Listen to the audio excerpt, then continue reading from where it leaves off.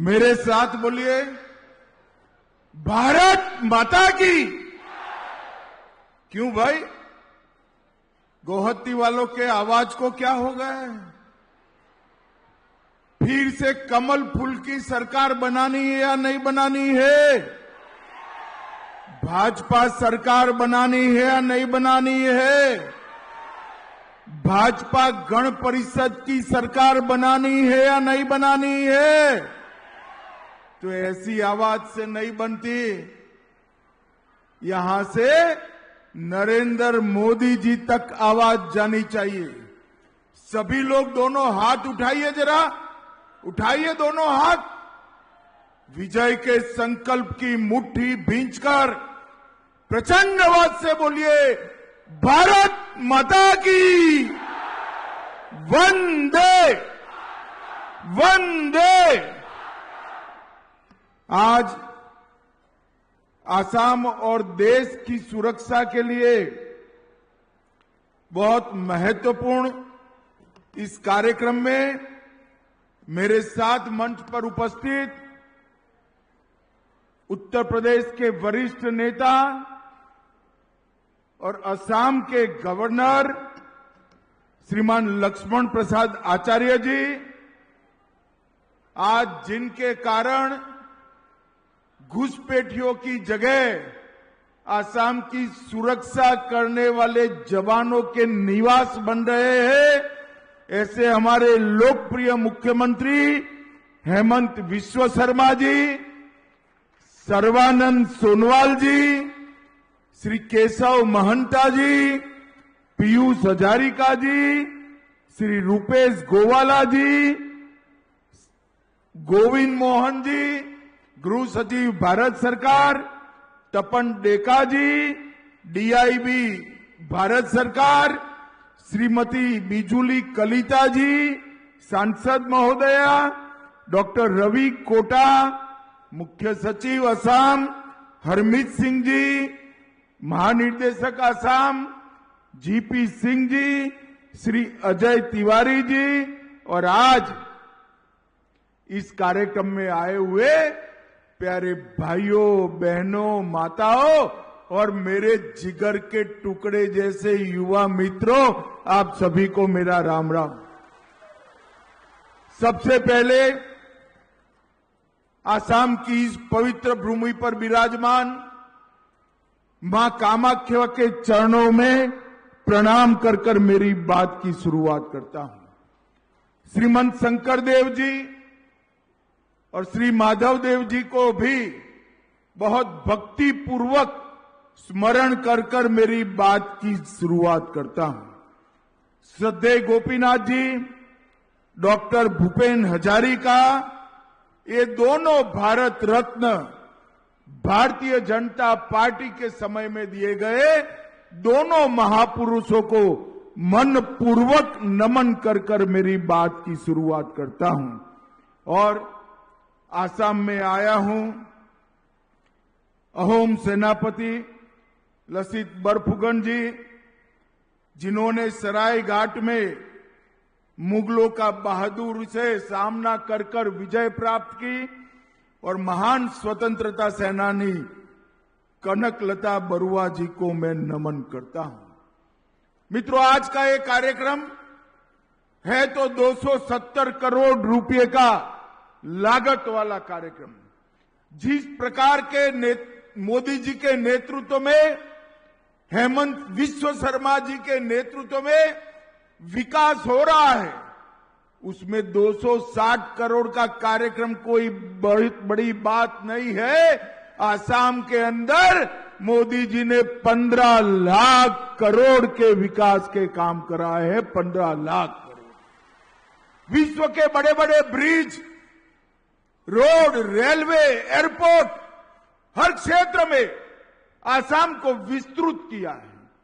बहुत ल्यूक्रेटिव, आकर्षक औद्योगिक नीति लाकर, मेरी बात आसाम वालों याद रखना, अगले 5 साल में आसाम पूर्व भारत और पूर्वोत्तर का इंडस्ट्रियल हब बनने जा रहा है। इंडस्ट्रियल हब बनने जा रहा है। ये सबके कंपैरिजन में 270 करोड़ रुपए का एक कार्यक्रम, 174 बीघा जमीन का एक कार्यक्रम बहुत छोटा है, परंतु इसका बहुत बड़ा महत्व है। जैसे हेमंत जी ने बताया, 174 बीघा जमीन कांग्रेस के समय में घुसे हुए घुसपैठियों ने कब्जाई हुई थी। घुसपैठियों का यहां निवास हुआ करता था, जो हेमंत जी ने 1.5 लाख बीघा भूमि मुक्त कराई, उसमें से 174 बीघा भूमि है। और यहां से घुसपैठियों के निवास के कारण गुवाहाटी, आसाम और पूरे देश का सुरक्षा का बहुत बड़ा खतरा था, क्योंकि यही रोड पर से राष्ट्रीय राजमार्ग एक्सप्रेस वे जाने वाला है और ये एक्सप्रेस वे आसाम के इंडस्ट्रियल कॉरिडोर की धोरी नस बनने वाला है। और एक्सप्रेस वे के मुहाने पर एक घुसपैठियों का निवास आसाम के विकास के लिए बहुत बड़ी चैलेंज हुआ करता था। और आज मुझे बहुत आनंद है कि जहां से सुरक्षा का चैलेंज हो रहा था, वही जगह पर सुरक्षा को चैलेंज को समाप्त करने वाली आसाम की 10वीं बटालियन का स्थापना हो रहा है। जिस भूमि पर से हमारी सुरक्षा चिंताएं पैदा करती थी, वही भूमि पर से आसाम की सुरक्षा की चिंता दूर करने वाली 10वीं बटालियन बसेगी। 124 बीघा के क्षेत्रफल में रेसिडेंशियल और ऑपरेशनल इंफ्रास्ट्रक्चर होगा। 750 पुरुष ऑफिसर के लिए बैरक और 450 महिला ऑफिसरों के लिए बैरक बनेगा। एक छोटा सा अस्पताल भी बनेगा, ट्रेनिंग सेंटर भी बनेगा, फायरिंग रेंज भी बनेगा, टेक्निकल अभ्यास क्षेत्र भी बनेगा, आधुनिक निगरानी केंद्र भी बनेगा और सबसे बड़ी बात, आसाम के पुलिस के लिए एक बहुत बड़ा स्पोर्ट कॉम्प्लेक्स भी रोड की दूसरी ओर बनने जाने वाला है। भाइयों बहनों, मैं आप सभी को कहने आया हूं कि आप बहुत जोर से अभिवादन कर हमारे मुख्यमंत्री हेमंत शर्मा जी का उत्साहवर्धन करिए। उन्होंने आसाम को ये बहुत बड़ी गिफ्ट देने का काम किया। मित्रों, कांग्रेस के समय में यहां पर घुसपैठिया घुसे, जिसने आसाम की डेमोग्राफी को, जनसांख्यिकी को क्राइसिस के लेवल तक ले जाने का काम किया। उस वक्त भी हम घुसपैठ का विरोध करते थे। असम आंदोलन के समर्थन में हम सभी लोग देश भर से आए थे और हम नारा लगाते थे देश में, कच्छ हो या गुवाहाटी, अपना देश अपनी माटी। परंतु ये कांग्रेसियों की नींद नहीं खुलती थी।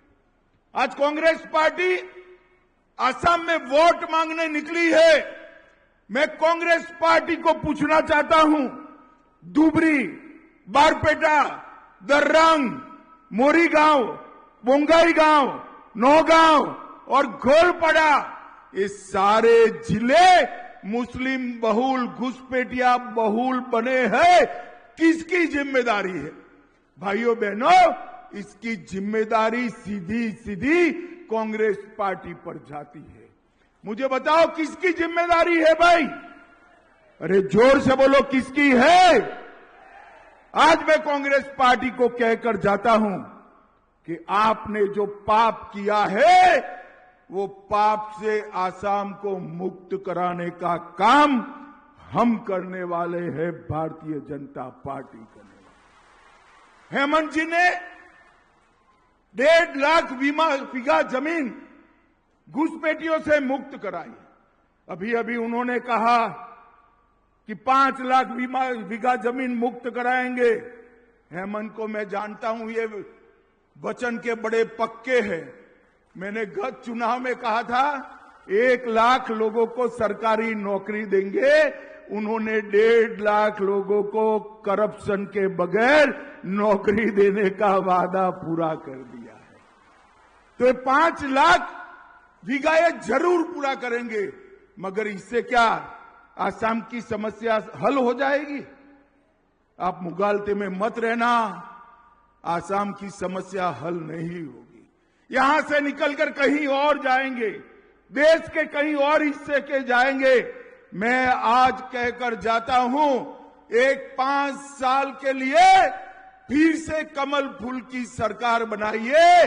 आसाम से घुसपैठियों को चुन चुन कर हम देश के बाहर निकालने का काम करेंगे। और ये संभव हो सकता है अगर देश का बड़ा हिस्सा नक्सलवाद से मुक्त हो सकता है, तो देश की भूमि भी घुसपैठियों से मुक्त हो सकती है। इसके लिए चाहिए कलेजा, चाहिए हिम्मत, चाहिए और दृढ़ संकल्प चाहिए। और अपने नेता और देश के प्रधानमंत्री नरेंद्र मोदी में ये तीनों मौजूद है भाई, तीनों मौजूद है। घुसपैठियों का जाना तय है, परंतु उसको निकालने के लिए राज्य सरकार का समर्थन चाहिए। मुझे बताओ भाई, जिन्होंने घुसपैठिए घुसाए वो कांग्रेस पार्टी, उसकी सरकार बनती है तो घुसपैठियों को निकालने देगी क्या? जरा जोर से बोलो, कांग्रेस घुसपैठियों को निकालने देगी? अरे जोर से बोलो, निकालने देगी? घुसपैठिया निकालना है तो फिर से एक बार भारतीय जनता पार्टी की सरकार बनानी पड़ेगी। कांग्रेस के 20 साल में कई सारे जिलों में, इस 7 जिलों में हिंदू आबादी जो 38 लाख थी वो घटकर 36 लाख हो गई और पूरे जिले घुसपैठियों से भर गए। ये 7 जिले जो है, धुबरी, बारपेटा, दरंग, मोरीगांव, बोंगाई, नवगांव और गोलपाड़ा, वो भी हमारे हैं भाई। उसको घुसपैठियों से मुक्त कराना चाहिए या नहीं कराना चाहिए? बताइए, जोर से बोलो, बचाना चाहिए नहीं कराना चाहिए? मैं कांग्रेस पार्टी के नेताओं को चैलेंज देता हूं कि आपके घोषणा पत्र में, अरे करना मत, सरकार बन जाए तो हटाना मत, सिर्फ घोषणा कर दो कि हम घुसपैठियों को हटाएंगे। इतनी घोषणा मात्र कर दो। राहुल गांधी एक बार बोले कि हम घुसपैठियों को हटाएंगे, हिम्मत नहीं है उनको बोलने की, क्योंकि ये घुसपैठिए उनकी वोट बैंक बने हुए हैं, वोट बैंक बने हुए। भाइयों बहनों, ये देश के लिए बहुत बड़ा खतरा है। मैं आज आपको वादा कर कर जाता हूं, आप भाजपा सरकार बना दो, हम 5 साल में घुसपैठिए को सिर्फ मतदाता सूची से नहीं निकालेंगे, देश की भूमि से भी निकालने का काम करेंगे। देश की चुनाव आयोग एसआईआर कर रहा है। एसआईआर होगा तो स्वाभाविक रूप से घुसपैठिए पहचाने जाएंगे। और राहुल गांधी इसके खिलाफ आंदोलन छेड़े हुए, कभी हाइड्रोजन बम फोड़ते हैं, कभी एटम बम फोड़ते हैं, कभी परमाणु बम फोड़ते हैं। अरे भाई राहुल जी, आपके सारे बम फटाके जितना भी आवाज नहीं कर पाए और ये देश घुसपैठियों से मुक्त होना तय है, मुक्त होना तय है। मित्रों, आसाम को शांत प्रदेश बनाने के लिए एक घुसपैठिया उन्मूलन बहुत जरूरी है। उन्होंने श्रीमंत शंकर देव की जन्मभूमि को भी नहीं छोड़ा था। मैं अभी अभी श्रीमान शंकर देव के स्मारक में एक बहुत बड़ा स्मारक का उद्घाटन कर कर आया हूं, जो घुसपैठियों से खाली कराया गया। भाइयों बहनों, कांग्रेस पार्टी ने जाति, माटी और बेटी तीनों को क्षति पहुंचाई। कांग्रेस ने घुसपैठियों को यहां पर घुसने देकर आसाम की उपजाऊ माटी को घुसपैठियों के हवाले किया। असमिया समुदाय की पहचान को इस घुसपैठियों ने क्षति पहुंचाई और जाति को भी खतरे में डाला और बेटी, घर और संस्कृति का संरक्षण कांग्रेस ने कभी नहीं किया। इतने साल हो गए कांग्रेस पार्टी को इस देश में लसित बरफुगन को कभी कोई नहीं जानता था। अब गुजरात से लेकर कामाख्या तक और कश्मीर से कन्याकुमारी तक बच्चा बच्चा वीर लसित बरफुगन को जानता है। ये काम नरेंद्र मोदी जी और हेमंत बिस्व शर्मा ने किया। असम की संस्कृति को आगे बढ़ाने का काम हमने किया। हमने असम के लोगों को पद्म पुरस्कारों से सम्मानित करने का काम किया और भूपेन हजारिका को और गोपीनाथ जी को भारत रत्न देने का काम भी भारतीय जनता पार्टी ने किया है। मित्रों, आज मैं यहां एक बात कहने जाता हूं कि असम सरकार ने पहले 5 साल सर्बानंद जी ने और फिर 5 साल हेमंत बिस्व शर्मा जी ने कानून और व्यवस्था के सुधार के लिए ढेर सारा काम किया है। असम के सजा कराने के दर में 20% वृद्धि हुई और फाइनल चार्जशीट करने के दर में 40% वृद्धि की है। कांग्रेस पार्टी ने हमेशा से पूर्वोत्तर को भाग्य के भरोसे छोड़ा। यहीं से कांग्रेस के प्रधानमंत्री मनमोहन सिंह 10 साल तक प्रधानमंत्री बने, आसाम से राज्यसभा में गए थे। 10 साल में नॉर्थ ईस्ट में 10 बार भी नहीं आए, 10 बार भी नहीं आए।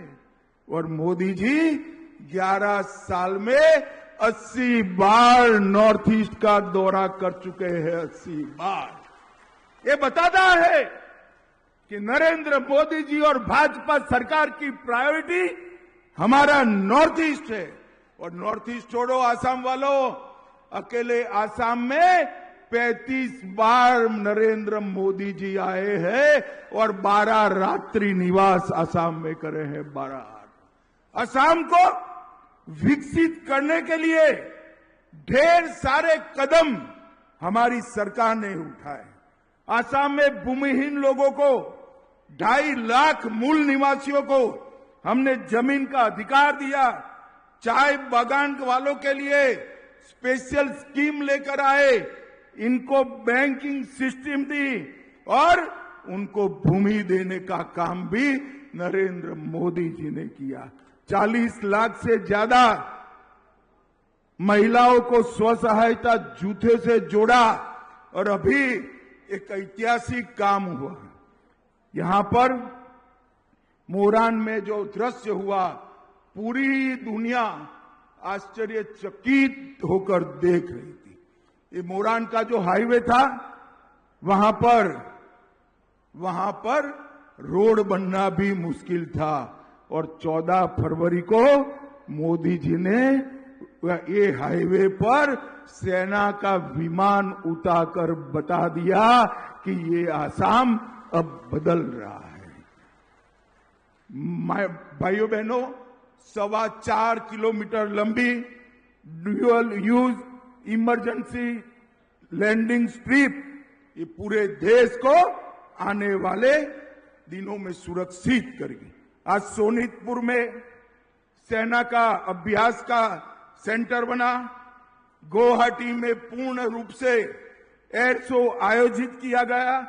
75 से अधिक विमान और हेलीकॉप्टर 25 से अधिक फॉर्मेट में दुनिया को प्रदर्शन कर हमारी वायुसेना की ताकत आसाम के माध्यम से पूरी दुनिया को दिखाने का काम किया। भाइयों बहनों, आसाम में कांग्रेस द्वारा IMDT अधिनियम 1983 को पारित किया था और कानून का एकमात्र उद्देश्य था घुसपैठिए को सहूलियत देना, घुसपैठिए को घुसने देना। ये कानून अब घुसपैठिए को नहीं बचा सकते। आसाम याद रखे, जब तक आसाम की भूमि को हम घुसपैठियों से मुक्त नहीं कर सकते, आसाम सुरक्षित नहीं रह सकता और आसाम की संस्कृति और भाषा और आसाम का साहित्य भी सुरक्षित नहीं रह सकता। भाइयों बहनों, कांग्रेस पार्टी ने आसाम के हितों के लिए, इसकी संस्कृति के लिए और विकास के लिए कुछ नहीं किया था। मोदी जी ने 11 साल में 15 लाख करोड़ रुपया आसाम के विकास के लिए यहां खर्च किया है, आसाम के इंफ्रास्ट्रक्चर को बढ़ाया है और औद्योगिक नीति जो मोदी जी लेकर आए हैं और यहां हेमंत बिस्वा शर्मा का डायनेमिक नेतृत्व है। मुझे विश्वास है कि आने वाले दिनों में समग्र पूर्व भारत और पूर्वोत्तर में, नॉर्थ ईस्ट में भारत का औद्योगिक हब हमारा आसाम बनने जा रहा है। आसाम बनने का देश में 3 ही जगह पे शुरुआती सेमीकंडक्टर के प्रोजेक्ट लगे, उसमें से एक प्रोजेक्ट हमारे आसाम में, और वो भी टाटा जैसी रेप्यूटेड कंपनी से लगाया गया। 27,000 करोड़ रुपए का एक ही निवेश और 1.5 लाख करोड़ का निवेश अब तक हो गया है और 3 लाख करोड़ के एमओयू अभी क्रियान्वयन होना बाकी है। आसाम के बच्चों के लिए, युवाओं के लिए ढेर सारे नए नए कोर्स सृजित हो रहे हैं। शिक्षा में आमूलचूल परिवर्तन आ रहा है।